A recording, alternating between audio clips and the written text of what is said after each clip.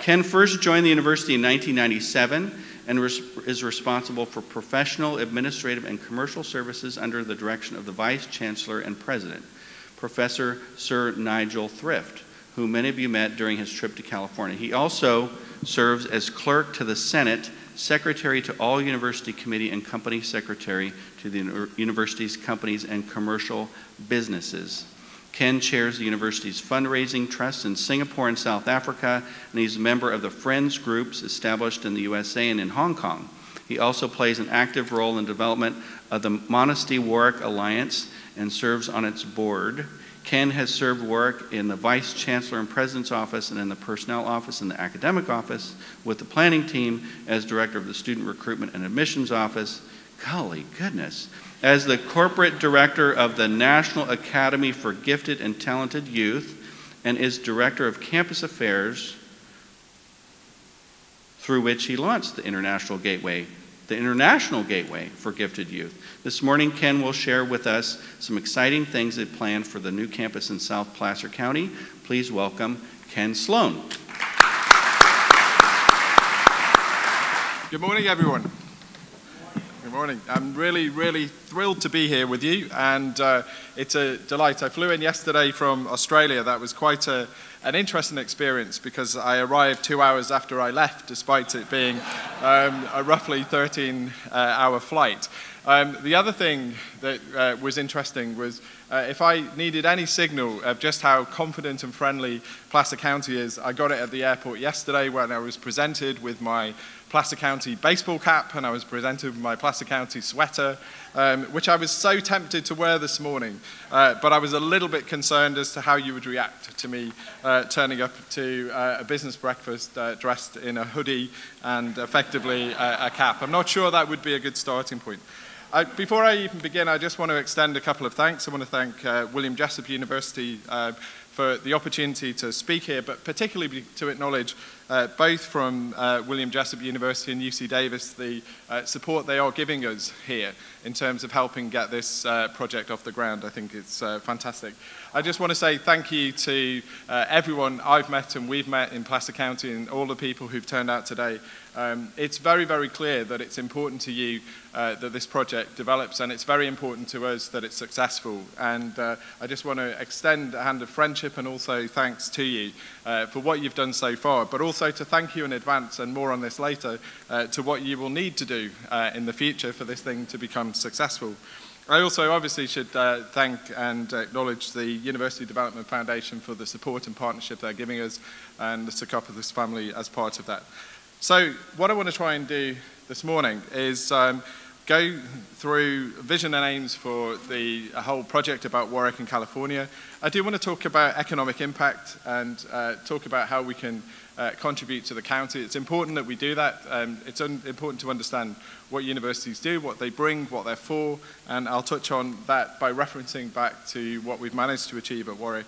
And also talk a little bit about next steps and hopefully to invite you to think about what you can do.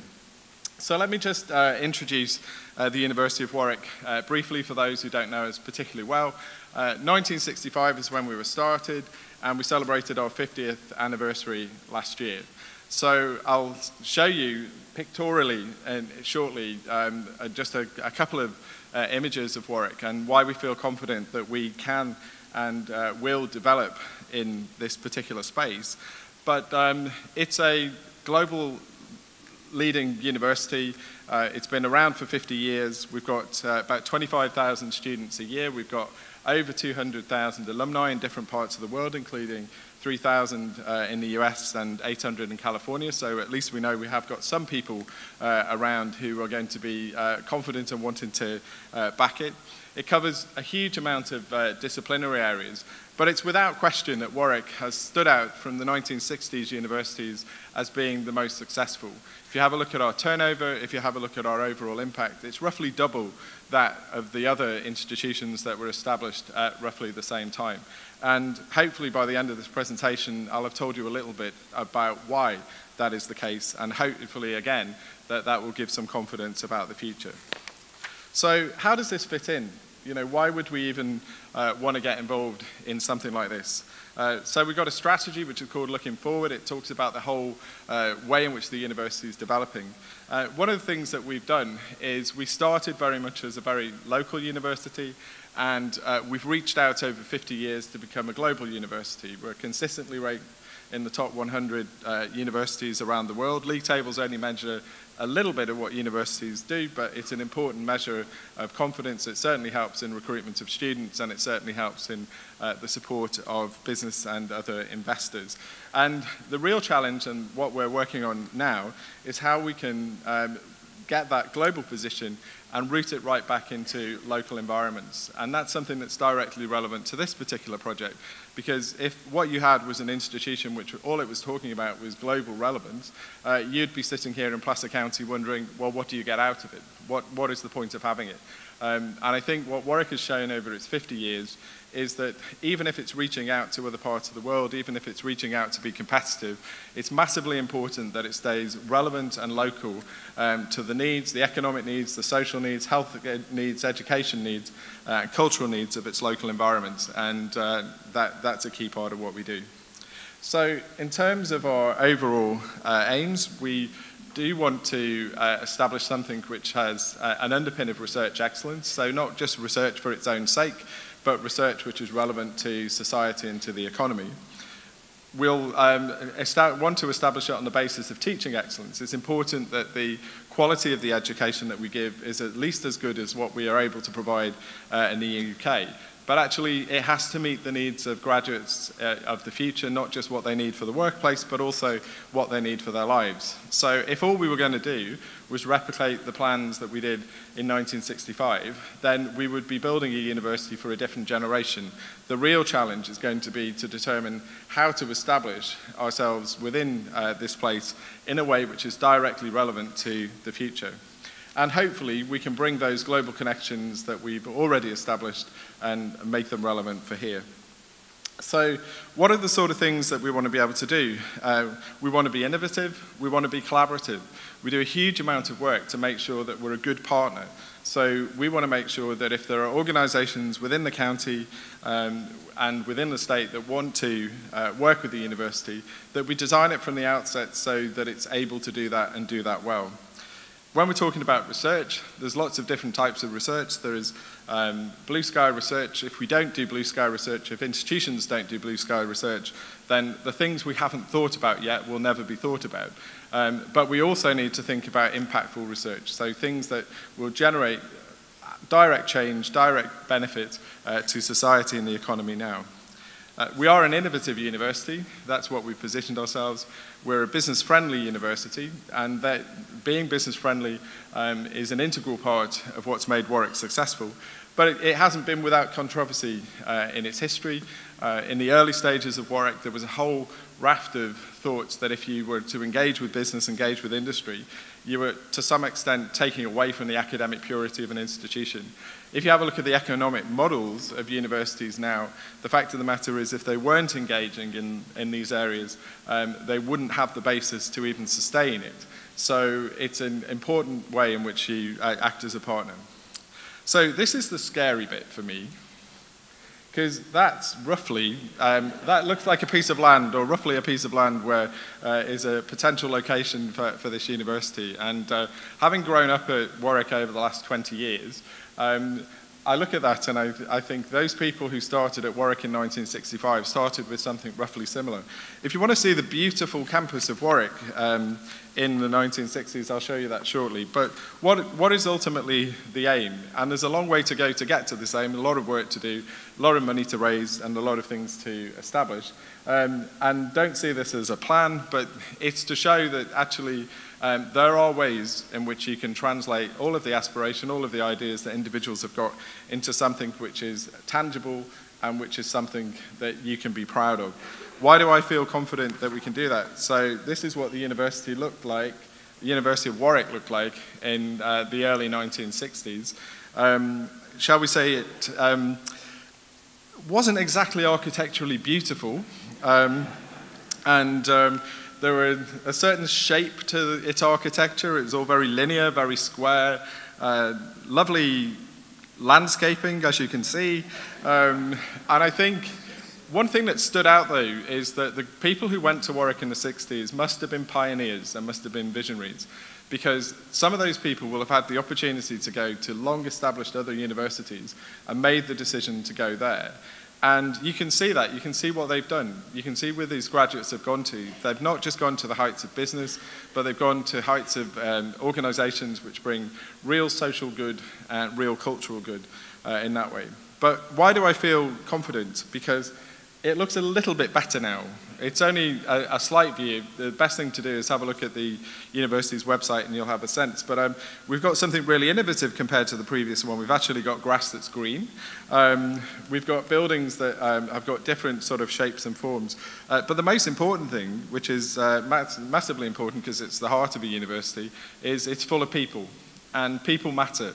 Universities are not just about infrastructure, they're not just about spaces, they're about people. And they're not just about the people inside, they're actually about the way they connect with the outside and how they bring the outside world in. So in terms of where we are at the moment, I know, because I've worked in the corporate sector a couple of times, when we talk about the rate of development, I often get my business colleagues who will say to me, why do things take so long? Why do things take so long to get to a certain position? And hopefully I can explain a little bit about that. So our starting point that we're planning to at the present time is to launch 2 postgraduate degrees. And someone asked me recently, in fact I think it was on the last trip, why are you only launching 2 postgraduate degrees? Why don't you launch 4 or 6 or 8 or whichever number you want? It's because we're only allowed to. We're allowed to launch 2 postgraduate degrees under a temporary license, and that will be the basis on which we will hopefully win accreditation to enable us to offer a full service set of responsibilities and opportunities into the future. We're doing market testing currently to determine what those courses will be. We're also working on research themes, so the actual themes that are there. The great thing about collaboration and research, though, is that it doesn't need that time horizon to start. So if there are individuals who want to start conversations about this, then they can start whenever you're ready.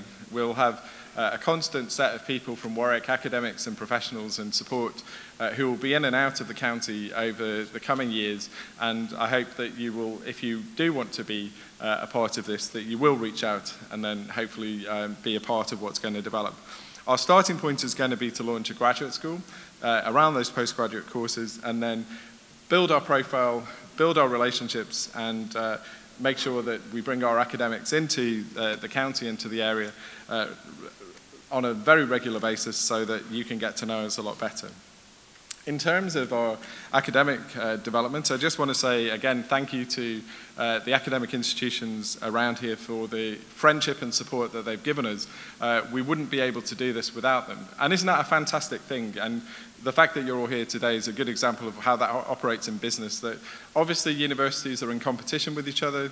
We compete for students, we compete for funding, but we also know that there's a greater good in having universities, and it's important that we work on a collaborative basis. And it's been absolutely delightful just how welcoming the individuals have been. So the academic development side is growing. In terms of the research themes, just to give an indication of that, the 4 working themes that we've got at the moment are understanding the universe, so helping to understand the opportunities but also the challenges that are there. Human needs, so transportation, water, data, all of those things which are relevant to the decisions that we're making today. Risks and all of those different aspects around that. Not just risks as a thing that you have to manage and mitigate, but also risks as opportunities and how you translate those things which might appear to be challenging into something which is positive. And cultures and their transmission. This is a massively important thing for universities. One thing that most universities have managed to do is they've managed to ride out most political, economic and social cycles. So any institution that's established, if it's established well, is something which generally is around for the long term. And cultural transmission and cultural discussions and making sure that emerging generations are very, very clear about the origin from where they came is an important role for universities, and I think we are hopeful that we can play our role in that here. I just want to say a little bit about students, and it's important to say that in the context of any university, but it's particularly for us important to say it for Warwick. Warwick has had student involvement at its heart from its inception. It was probably the first university to put a student representative onto its management committee and to involve them in the day-to-day life of decisions that were taken. And we have organisations within the United Kingdom called students' unions, which work on university campuses to represent student voice and also to make sure that individual issues are addressed and resolved. And so we would see, as part of this involvement of students, why is that? Because students become graduates. So the sooner you start relating them to your university, the more likely it is they're going to stay connected to your university. So if they feel part of you from the beginning, then they'll translate into active, supportive graduates in the future.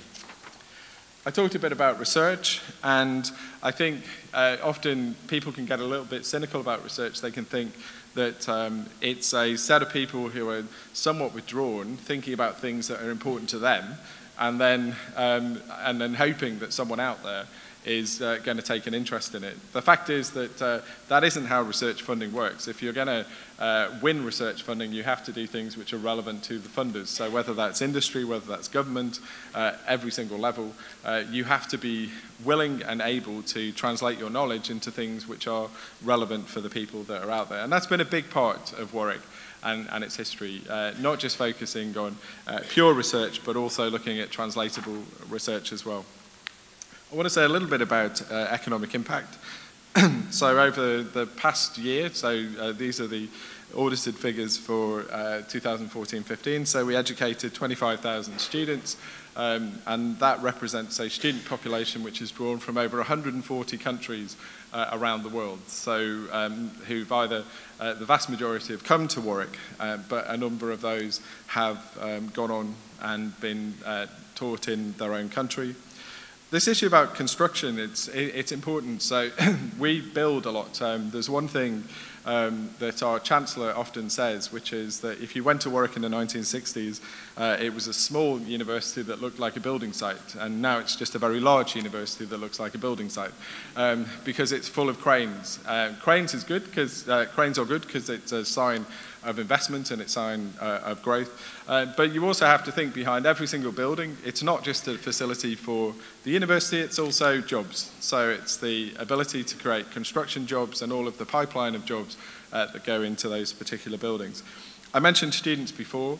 The sort of social ethical principles of universities are important. So over the past year, our students have actually given 32,000 hours of volunteering into the local community, whether that's schools, hospitals, community groups, just advocacy groups, it doesn't really matter. But these are a set of people who've wanted to get out into the local environments, and that is definitely something that we would want to inculcate into the university here.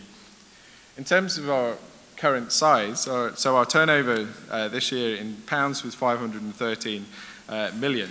If you translate that, and I'll show you shortly, into economic impact, it's roughly on a 2-to-1 basis. So within our region, that's translated into around about £1 billion of contribution into the region. So it's not a small figure for a country of our size. Students are also a translatable part of the workforce. One of the big challenges for universities is to encourage people to be both globally and nationally minded, but also to stay locally. So if you're going to invest in supporting and collaborating with the university and seeing its graduates come through, then you'll want to see those graduates stay within here. So all of the things that were being described in the video about how good a place this is to live, how good a place this is to work, how good a place this is to grow, is massively important as part of these sort of developments, because if you haven't got the right infrastructure, you haven't got the right environment, then students will look elsewhere.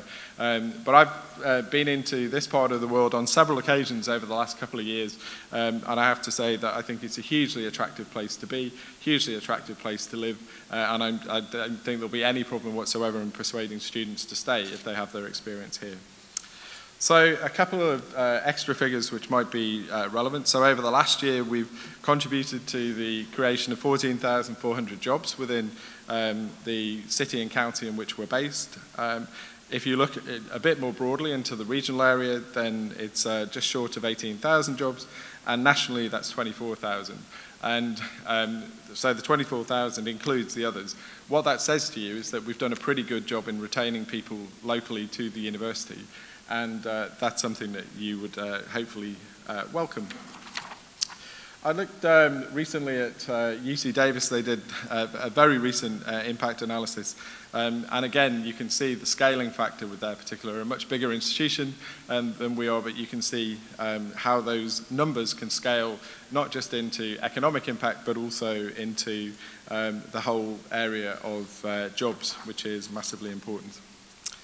So the final thing, and this might just be a little bit difficult to read, so I'll help to translate it, that I want to talk about, is simply around what universities are for and what the opportunity is. And there's a really interesting book that's just come out of, it's edited by J.A. Douglas, and it's just come out of UC Berkeley, and it talks about universities, and it talks about flagship universities and what they are and what they're for.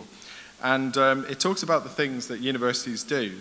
And if you have a look at league tables tend to focus on a number of measurable outcomes. And what they're arguing is that there are a range of things that universities need to be able to do to be successful. So creation of new knowledge, preservation of the past, evaluation of society and how that then translates to inform you to plan for your future. So looking at what's worked and helping to translate that in. Contributing to a more equitable and prosperous society, that suggests that universities need to be relevant, they need to be connected, they need to be open to business, open to government, open to society, and that's an important behavioural aspect that we would want to see in this new venture. Advancement of individual human capabilities.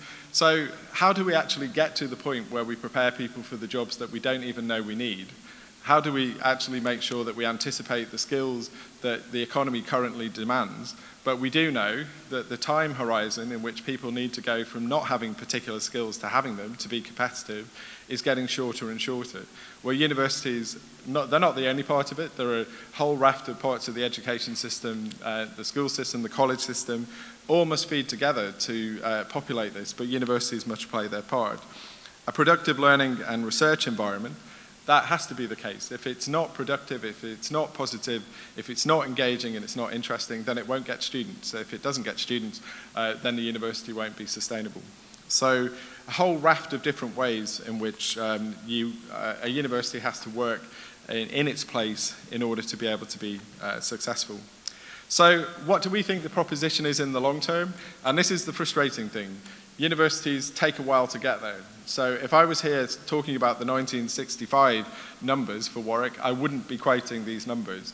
But when I sit at Warwick, I often think that prior to the generation that's there now, so prior to Professor Stuart Croft, who's our current president, and all of the team around him, I think there must have been a set of visionaries, a set of people who had an ambition, who had the will, who had the time, who had the confidence to say that in this particular place where something wasn't there, they could create something that was distinctive and interesting and relevant. And they did. And they got behind it, and they did. And was that a straightforward journey? I'm sure it wasn't. Was it an easy journey? I'm absolutely confident it wasn't. Universities are very, very complicated bodies, and decision-making can often be complicated within them as well.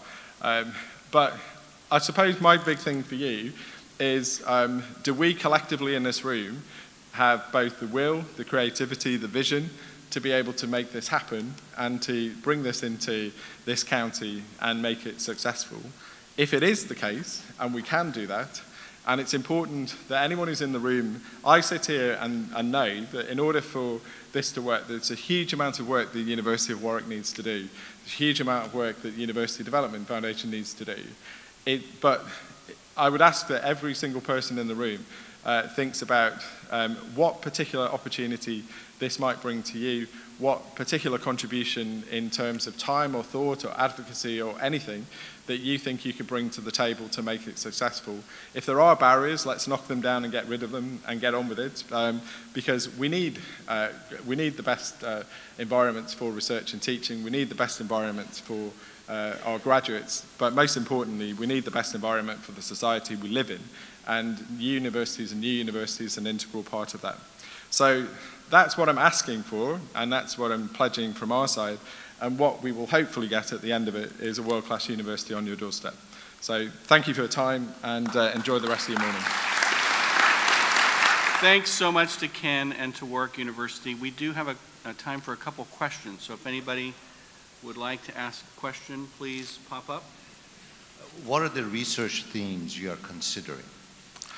So, touching on them briefly before, just give me 1 second.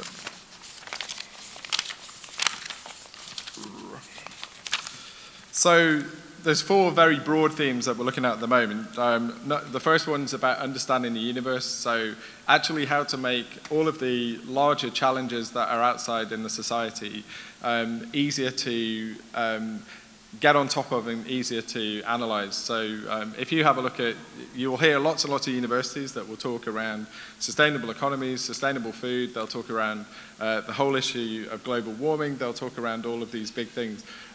You will see aspects of that within the plan for the development of this. I think the key thing, though, is how you break it down into things that you can do something about. So every single university or every single organization that's got an interest in these things will have their own contribution to make, and it's important that we try to work out what that is. Human needs. This is quite a terrifying prospect. If you have a look at the whole area, we were looking at the way in which food is developed, the way in which food is packaged, and the way in which food is put into to the world. There seems to be some confidence that says that for some countries and some parts of the world, they can plan with a degree of confidence about their food futures. But if you max it all up into the total food need, we're not growing anywhere near enough in any part of the world to be able to sustain the size of the population that we've got at the present time. So we have to think about that, and if it isn't this generation that's thinking about it, then it's going to be a future generation that suffers. So that would be, human needs would be around food, it would be about energy, it would be around water, all of those things which are on the minds of not just governments but businesses, and needs to be on the minds of universities as well. The whole issue of risk, and as I said before about